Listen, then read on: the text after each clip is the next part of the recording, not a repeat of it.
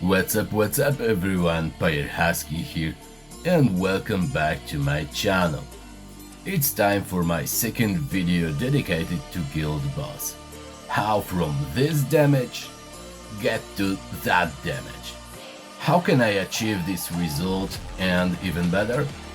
In this video, I will show you my progress since the last guide, thanks to which your combat performance will dramatically improve if you focus on the advice I'm about to give you. First, let's review the so-called Husky 5. That is equipment, pets, mounts, brands, and the artifacts. Equipment refers to the appropriate selection of items that match your playstyle and weapon. For example, when you play Nasir Scepter, if you use Guardian Rings instead of Judgment Rings, don't be surprised why your damage is lower than your teammates. Choosing the right items is crucial for building further builds to increase your damage against bosses. Pets are another very important element that affects the damage dealt to the boss. Choosing the right pets is crucial not only for them, but also for the stats they possess. As a Nasir Scepter user, if my pet stats include stats like basic attack, all kind of damage reduction instead of global attack, skill damage, damage to the boss, my damage would be drastically reduced. Therefore, remember to ensure your pets have stats consistent with your weapon. Don't be afraid to go full glass cannon. The developers have had the ability to create loadouts, allowing you to roll stats for various scenarios in various battles. So for campaign you have different stats, for guild boss you can have different stats, for PvP you also can have different stats because you have 5 loadouts to choose. Of course, first you have to roll proper stats, but still, now it's way better than it was before. So, as I said, don't worry and don't be afraid to go full glass cannon. Furthermore, you can gain all the necessary reduction stats from for the guild boss by developing elite in this tab right here. So if you upgrade any of those knight, skeleton, dragon, ghost, etc., let's go for example for the boss, here you have basic attack damage reduction.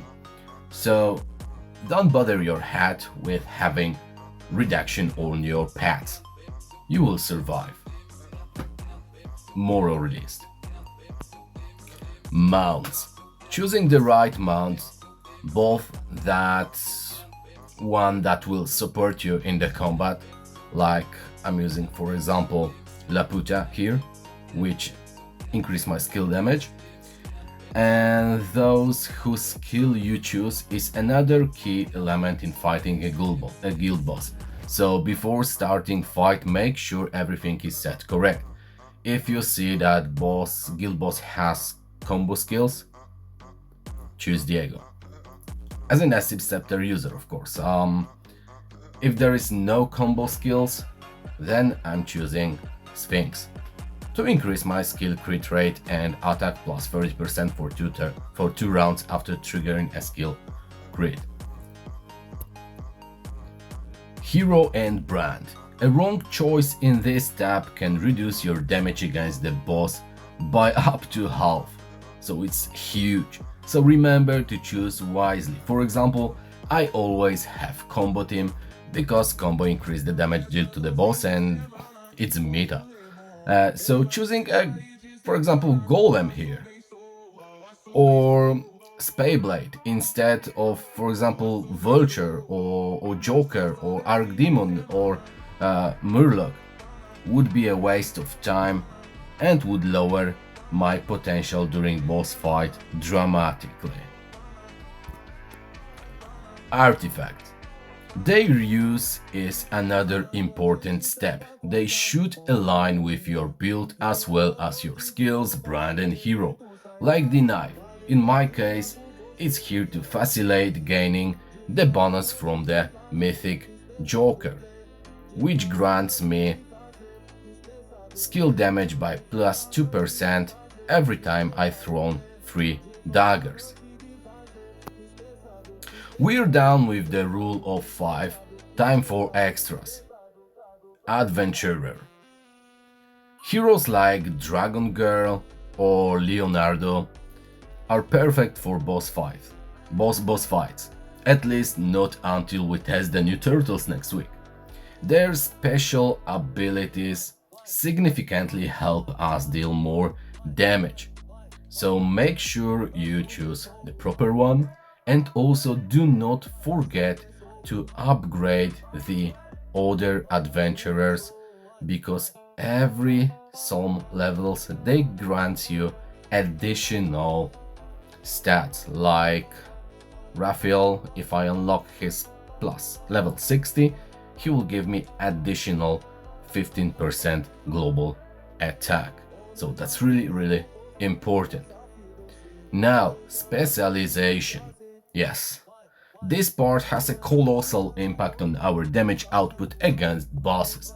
Choosing and upgrading skills that align with those used in our weapons turn boss fights into pure pleasure, where we can enjoy increasingly better results. As in my case, unlocking the mount enchantment, where the Laputa grant us an additional boost or the skill, like that one or many other, will help you a lot when you fight boss, because you are upgrading the skills that you can choose from the boss fight.